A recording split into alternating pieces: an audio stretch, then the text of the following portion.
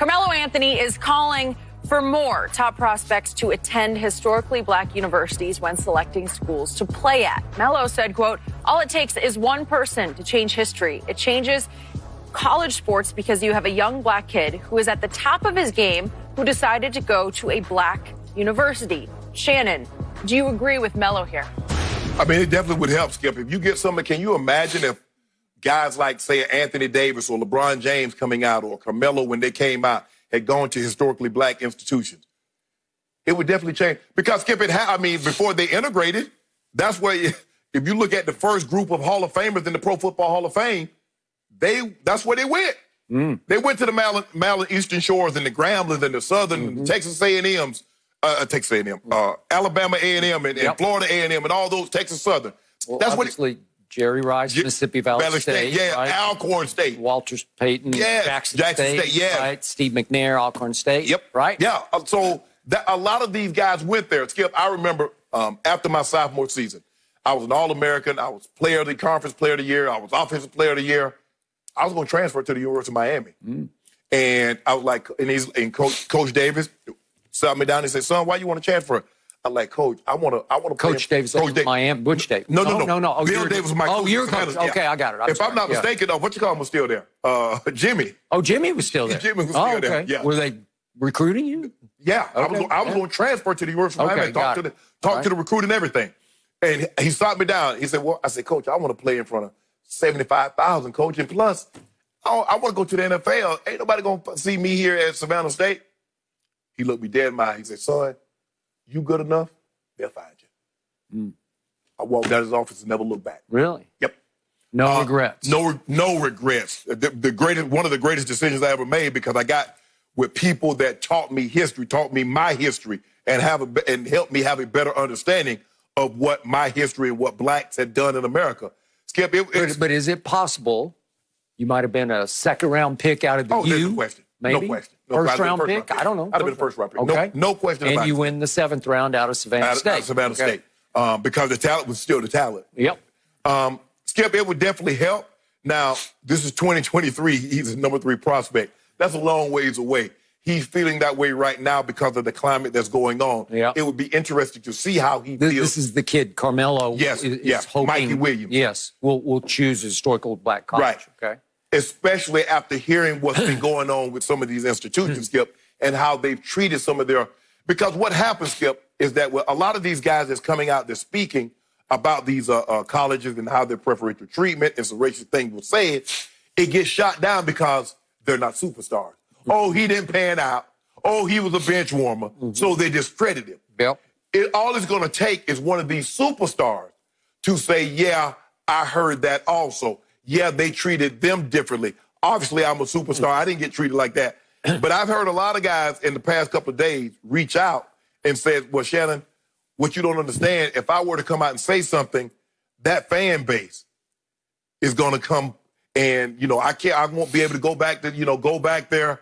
I was like, hey, bro, you got to do what's in your heart, what's in your conscience. So if that's what you feel, that's what you feel. But for me, Skip, I do believe it would definitely help. It would change.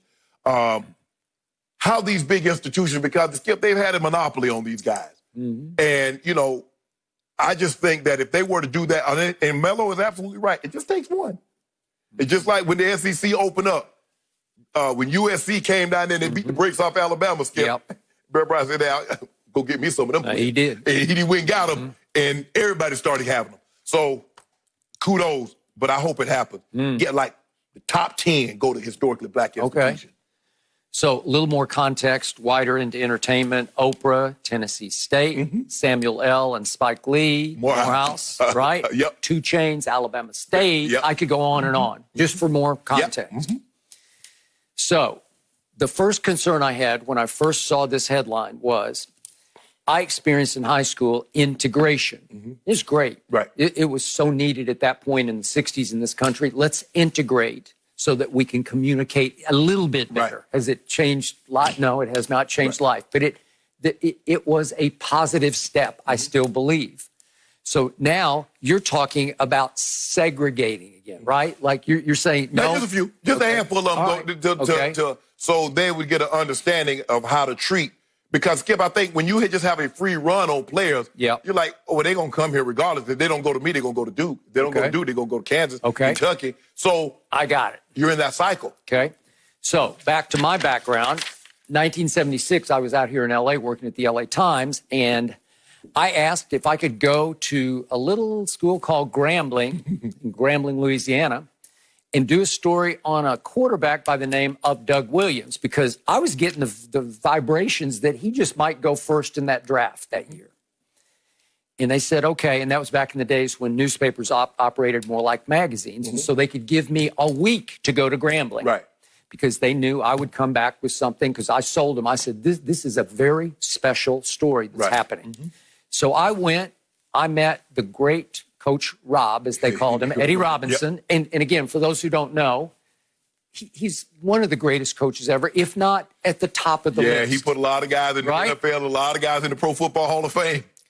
One of the most decent humans I've ever run across was Coach Rob.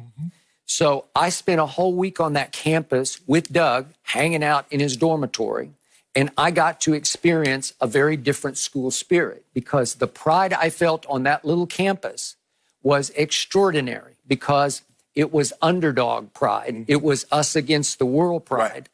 I had recently graduated from Vanderbilt, and there is, I'll be the first to admit, a little bit of an elitist pride, more of a we are the world kind of pride, right, at Vanderbilt. And it's hard to get into, so you get it. But it's just such a different campus vibe. There's an arrogance at Vanderbilt that I did not experience, obviously, at Little Grambling. So Coach Rob, the last day I was there, said, I want you to speak to our team. And I'm like, I can't speak. I'm 24, you know, what do I know? What am I going to say? Yeah, what am I going to say to your team? I'm barely older than they are for most of them. And he said, I don't care what you say. Just tell them how you got where you are. How did it happen? So I tried, and it was probably pretty awkward what I told them, but I tried. And there was a kid that I got to know a little later named Everson Walls, who came from nowhere in Dallas after being raised in Dallas to become a star for the Dallas Cowboys, undrafted out of Grambling. And I had many more conversations with him. He led the league in interceptions as a rookie with 10. Rookie, in part because they were throwing at him like crazy. And he was catching it like crazy. Because they said, that guy can't run. But he can catch. I talk to Everson. He is one of my all-time favorites. So I got to experience what goes on at an historically black college. And it is a very special experience. So I certainly, I can't criticize this, because I get it. It's a different vibe. It can be an experience. Obviously, Carmelo went to Syracuse. It's a huge school. It has a black population. I don't know what the population would be. Would it be 15 or 20%? I have no idea. No idea. Maybe not. I don't even know. But again, would Carmelo trade that experience? They won a national championship when he was a freshman. Would he trade it for having gone to wherever, you know, one of the historically black colleges, Grambling, wherever else?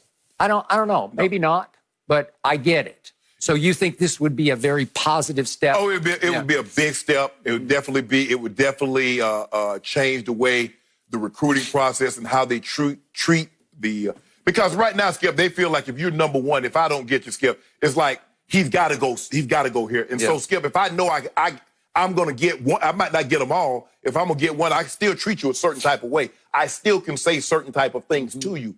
And I remember, Skip, my brother used to come. My brother was in the league at the time, and he would come to Savannah State and hang out with me, stay at the hotel and then come back. And he was just in awe how we did things. Everybody was dressed. It wasn't no sweats wearing. No, we had Stars jeans. We had shirt and tie going to class. We had briefcases.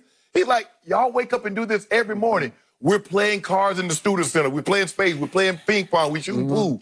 He's like, man, this is cool. Man, I wish I could experience something like this because it's a totally different vibe.